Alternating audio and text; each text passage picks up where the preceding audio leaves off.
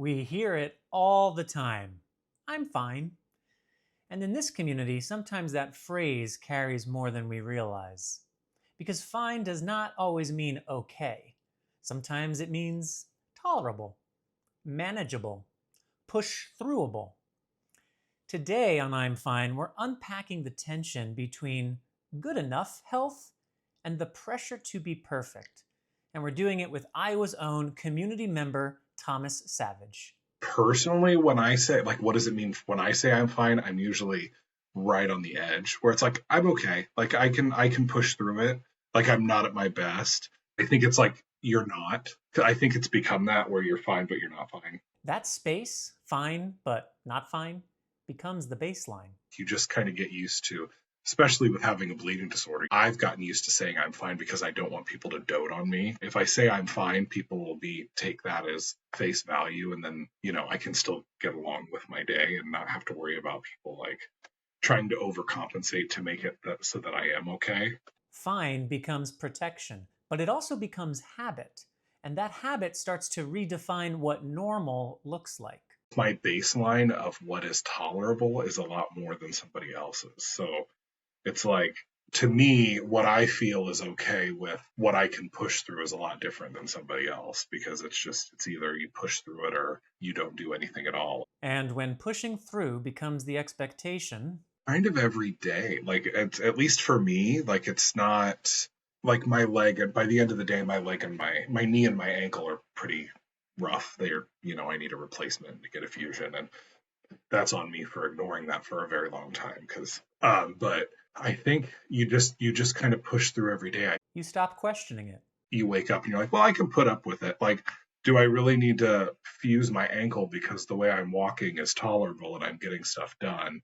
Because the baseline right now is I'm okay. And okay starts to feel like success, even when it's costing you something.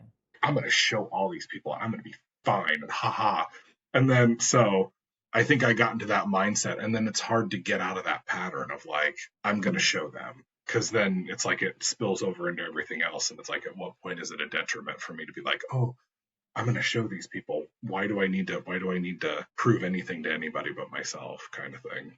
That pressure doesn't just live in the body, it reshapes the way you think, the way you measure yourself.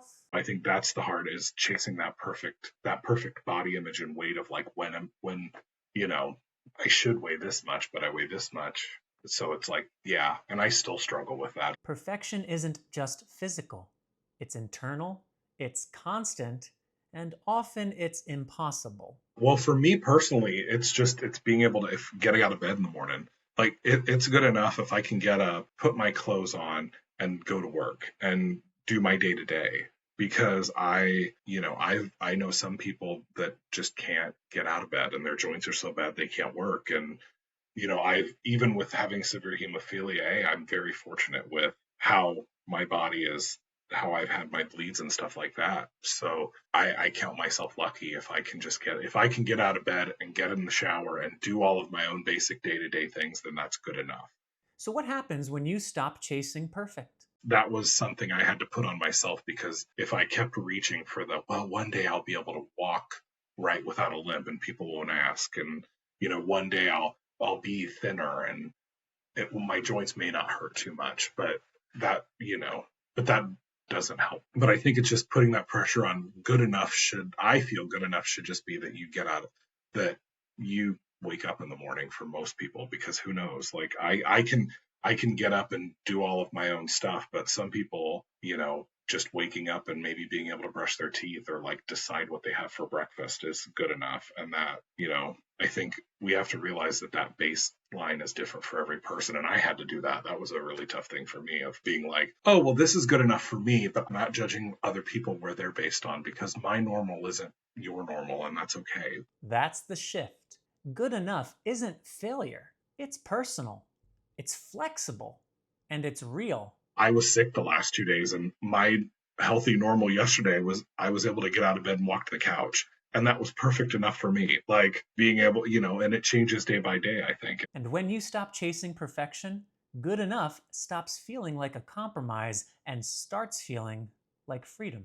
I've been able to focus on other things more. I didn't realize how much I was missing until I started therapy. Therapy was a big thing, hard thing to get into, that was, and, we can go back on that too with how my medication and that journey to where I am now. But getting there doesn't happen overnight. It took a long time to get here. Like it takes a lot of work and it's not an overnight thing. And I think that's a big thing too, is like with chasing this perfection and chasing the health is we all want instant results so bad. And it's like, well, it didn't have I'm not going to be able to pick up a violin and like play it. Some people can, and kudos to them. And I'm jealous of them, but I'm not going to be able to pick up a violin. I'm going to have to work at it. And I think we're just so into instant gratification that it's just, and it's hard to get out of that, where it's like, okay, well, what about, living in the moment instead of living in the future? The real change came with one decision.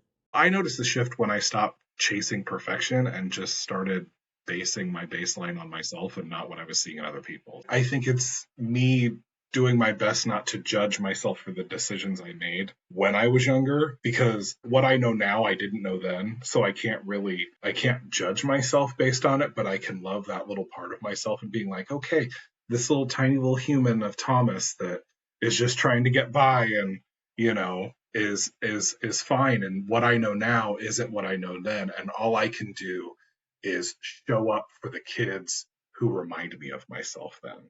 So instead of, finding that shift of, instead of going back and judging myself, being like, what would I have needed if from an adult at that age that may have not known what they needed to do? Not comparison, not expectation, just self.